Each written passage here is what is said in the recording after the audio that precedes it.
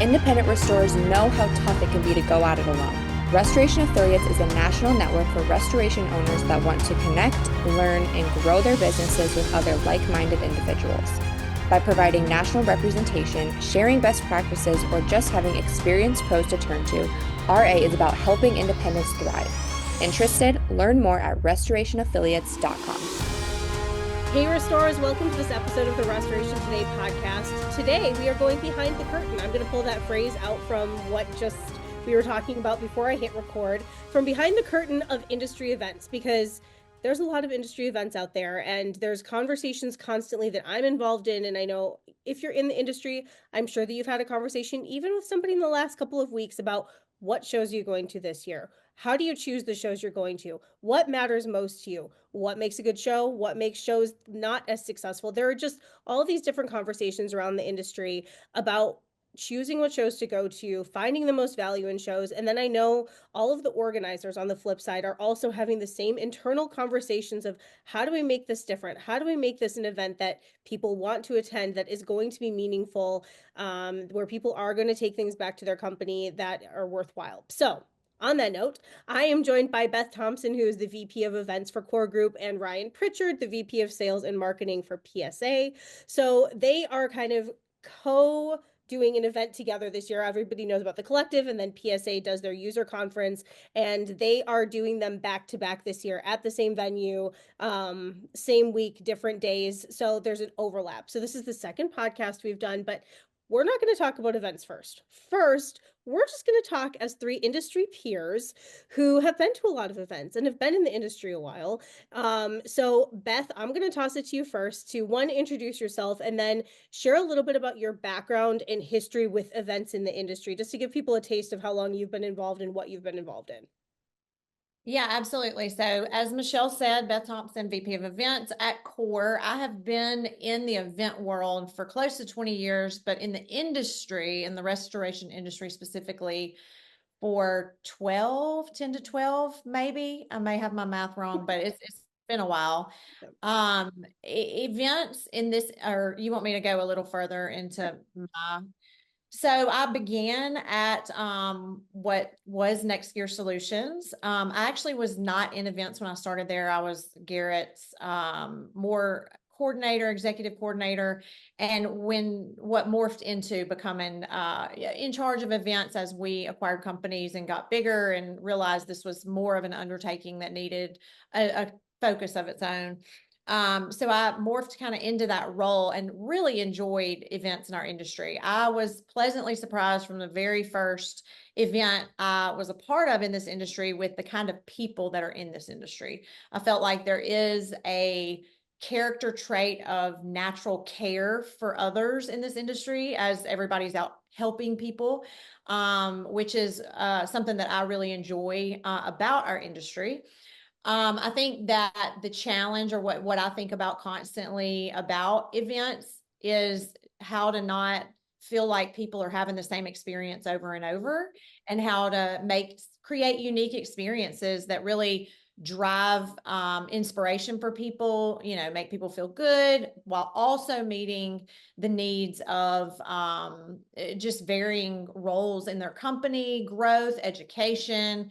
But I think that the main thing in the restoration industry is the community that we have with each other, and just continuing to feed that through events, while hopefully people like me and Ryan are helping move those forward in terms of what people gain.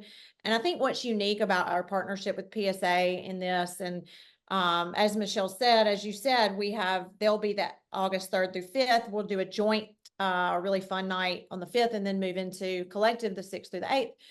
And I think what I've enjoyed about working with Ryan and PSA is we're very like-minded and really wanting to rethink and reimagine events and what we present and what we deliver.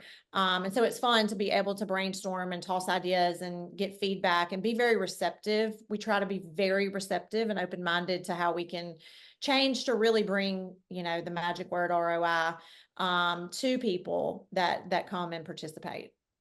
Perfect. Okay. All right, Ryan, your turn to introduce yourself and share a little bit about your background. Because I think also, which Beth, you kind of pointed to, all of us have also sat on the vendor side and been to many events as vendors, not just creating events, but I've probably had conversations with both of you at dozens of events at this point. Well, how's it going? What do you think of this event? Like, there's an Yeah. ongoing conversation. So, okay, Ryan, go for it. Well, again, thanks for having me, Michelle. I'm Ryan Pritchard, VP of Sales and Marketing at PSA, as you pointed out. I've been in this industry since 2010. Also, I was thrust into the trade show side of things immediately. That was like my first week on the job. They're like, hey, you're going to run this booth. And over time, I like to refer to the industry events as kind of like a traveling circus. I feel like, believe it or not, it the same vendors, we all kind of just travel Yeah, along to these different industry events. So you that's see a true. lot of the same people, That's even funny. the attendees. Like it's like we're all traveling together. Like, you see them the same people are like, Yeah. hey Brian, how's it going? And saw you last week. Hopefully the travel was good, the same jokes, back and forth. And so kind of like what Beth was saying, the challenge that's always kind of been in my head is how do you get the people that haven't been showing up to show up? Right? And sometimes we think, well, maybe if I do a different event, maybe if I pick a topic that catches somebody's ear, maybe they'll come out of the office. And it's always been that kind of puzzle as to what gets people to come out of the office and spend time working on developing their business and developing their processes when the same kind of people are coming out to these events year over year. What get and it's usually once you've been to an event or two, then you start to see people at all the events because they see that value. So it's trying to break down that wall. How do we get them to come to their first event, right? Come out, show up, participate, see the value so that they keep coming back because they go, man, I had a blast last year. I learned a lot. I met great connections. I was able to implement stuff in my business that I wouldn't have otherwise been able to do sitting in my office. How do you give all that to people that have never experienced it and tell them of all the great things that they can experience, but not coming from a perspective of the person, coordinating the event or running the event, coming from the perspective of the audience member, the attendee who goes, you have to be here. You have to come back. There's so much value. And that's the question I think every event coordinator kind of asks themselves, this year, what's going to get people to show up?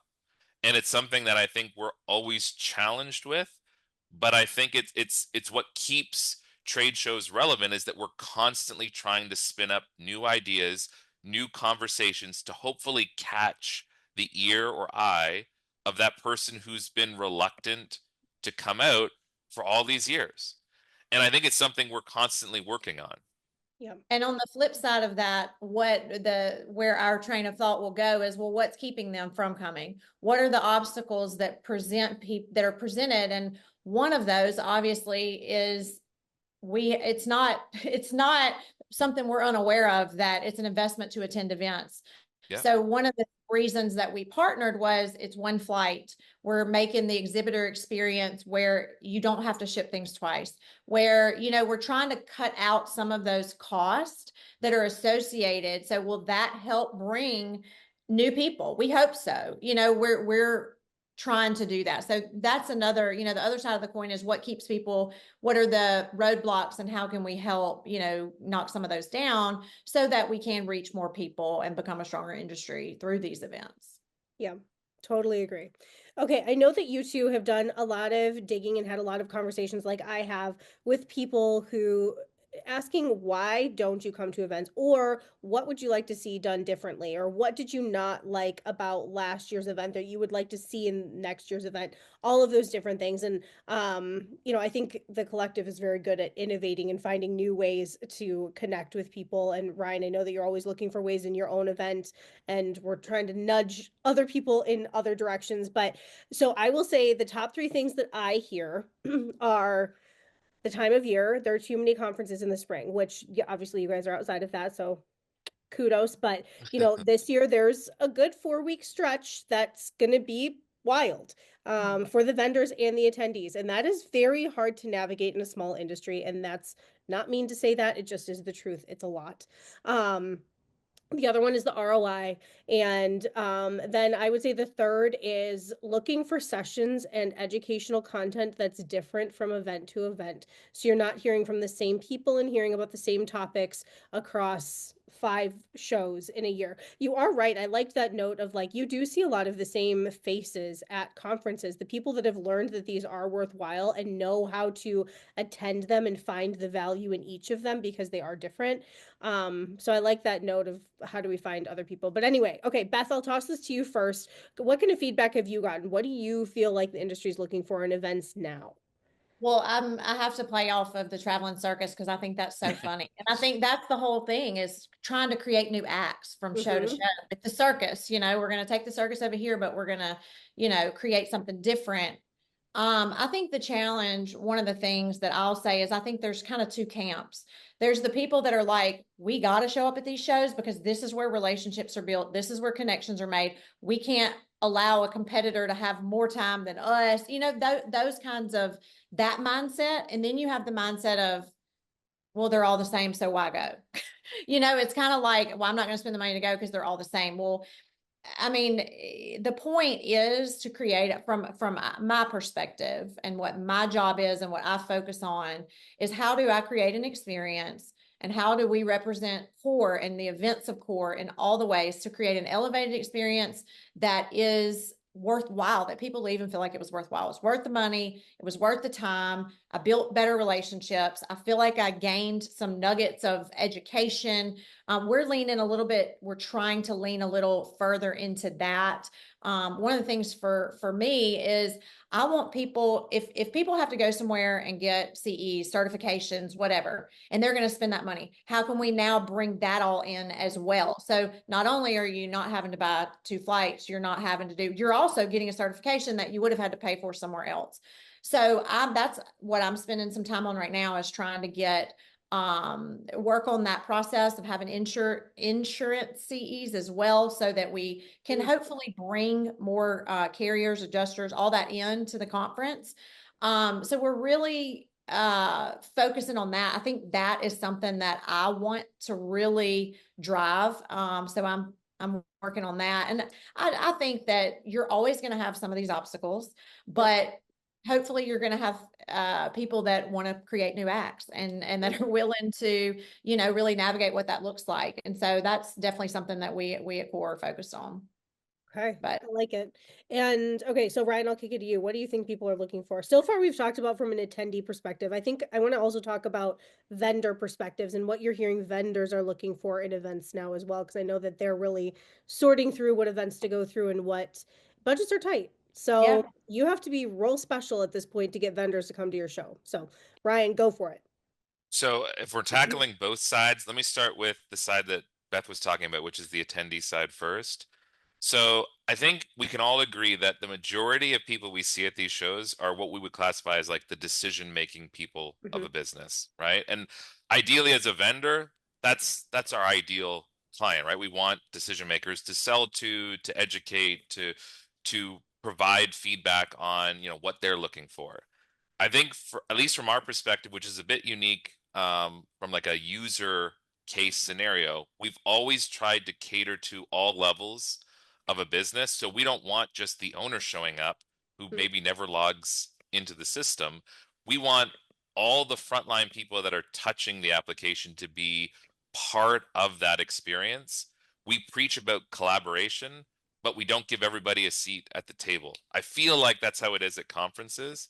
Yeah. And so, from my perspective, yes, there's definitely an element of cost that companies have to look at. We can't send our entire team to a conference. It's just not feasible. And we got to run the business, of course. Yep.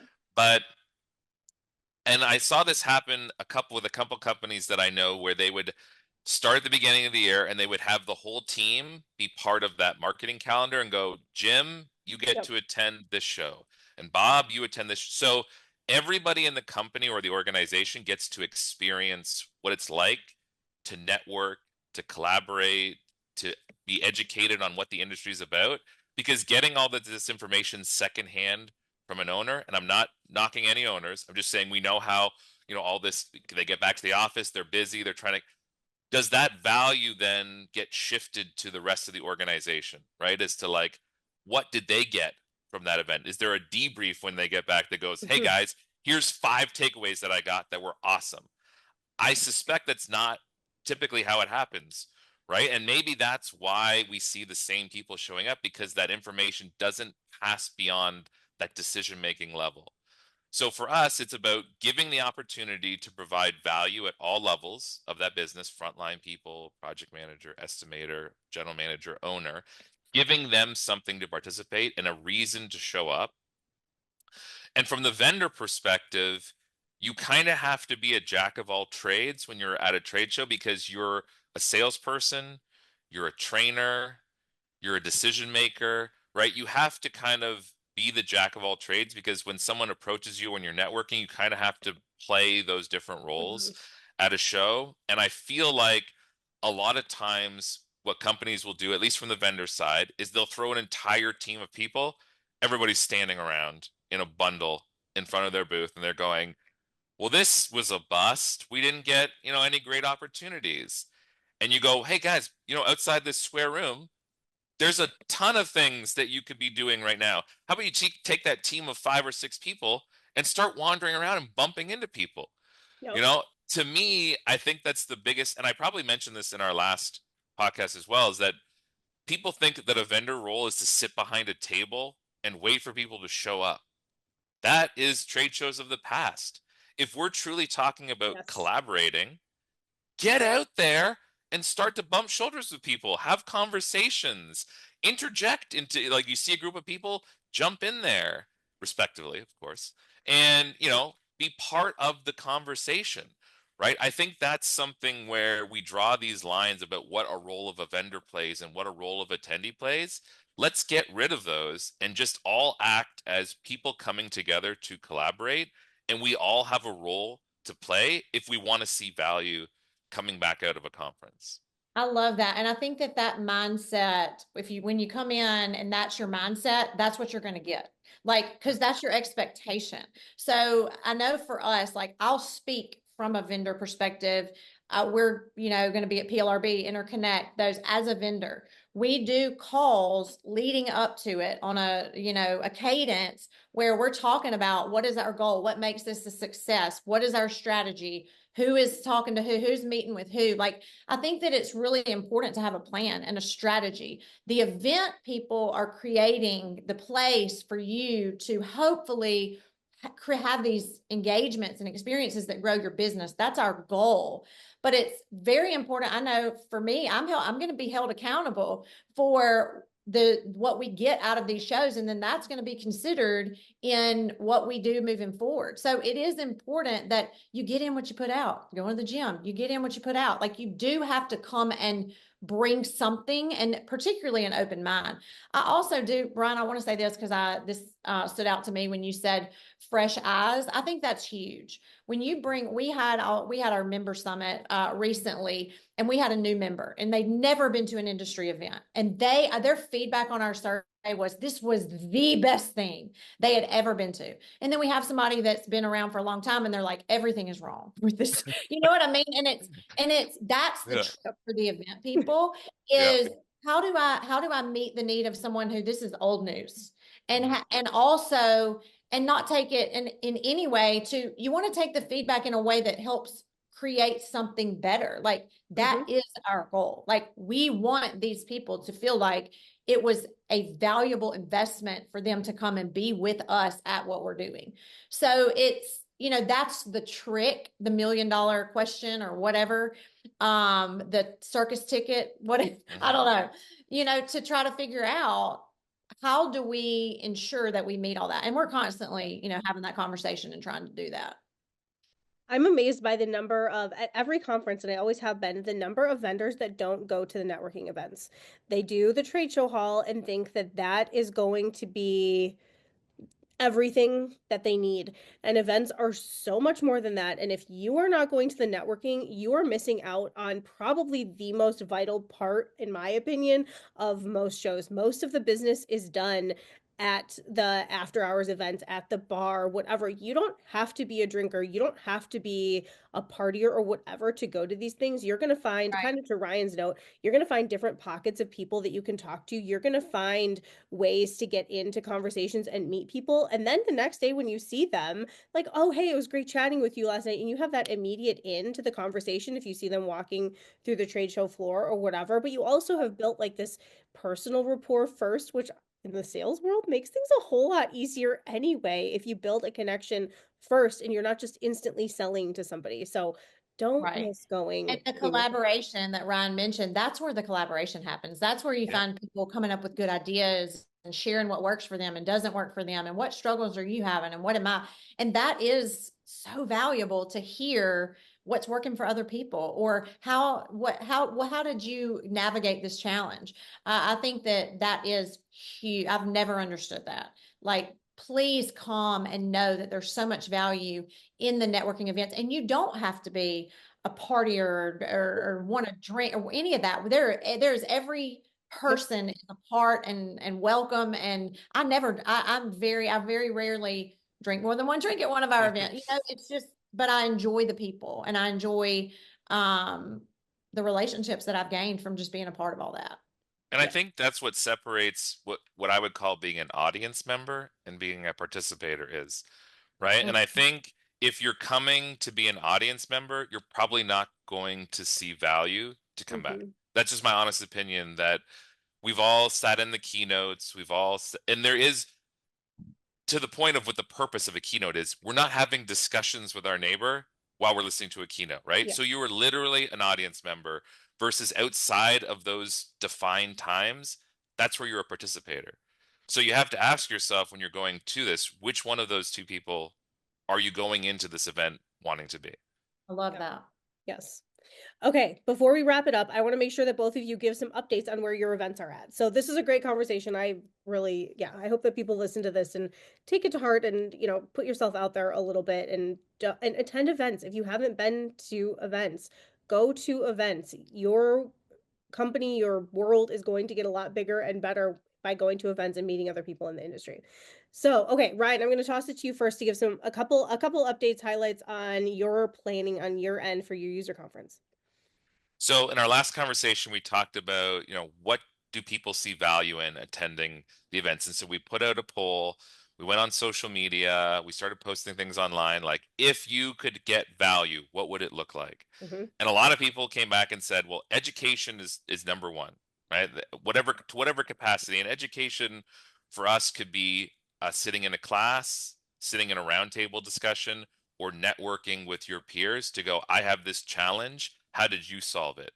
So we had to actually add another day of education where people said there wasn't enough opportunities where they wanted to be in smaller groups to have more intimate discussions. So that was something that we took that feedback, we added an extra day on the front end for what we call preliminary training, but it was going to be based on these smaller, more intimate groups having these discussions about industry challenges and how do we solve them with technology and what are some options out there. And so it's as much about the participation of others as it is about someone from our office dictating at the front of the room going, this is how you click a button or do this feature. Yep. So that, to me, that was a big takeaway from since our last conversation. And then there's just been a lot of updates about how do we collaborate better, not only with our conference, but with what Beth is doing, so it's more of a seamless transition. And how do we innovate together where, again, we're not dictating what innovation looks like. We're incorporating the frontline people and going, guys, what are you hearing? What are you seeing? What are you doing that can help make this a better industry? And I think, and I said this in the last podcast that we had, I feel like there's not enough opportunities at shows where people are sitting down and asking for that. Yep. There is a lot of dictation. And I think, if anything, if we can get out of the feedback here, it's just about there's a great industry that we're a part of that has a lot of industry experts and collaborators. Let's take advantage of all the great minds out there and let's work together. Yeah, 100%. Okay, I'll be quick, Michelle. So, You're yeah, fine. a couple things that we have finalized since our last conversation, which we will have a very detailed event that will be released in the next few weeks, with more information on all the speakers and all that good stuff. But a couple of things I want to point out is one thing that we have added is a member fair. And the point how this is going to look, just so everyone's clear, it's more flipping the vendor experience on its head and kind of doing the reverse. We're going to have our members, there's going to be a 2-hour member fair where basically they have a highboy tabletop, they have their swag stuff to give out, and vendors and attendees can come in and speak with them. So for them to come to the member versus us members being in there. So we're going to flip that, have a couple hours of that on before our kickoff reception.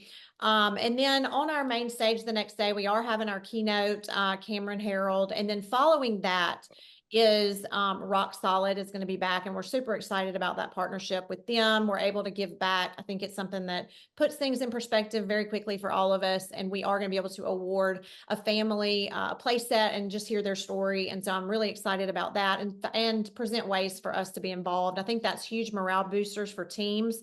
A lot of our core members who have taken their teams and built these playgrounds have talked about the positive impact it's made on their culture, because when you go and you serve together, it just creates a different perspective.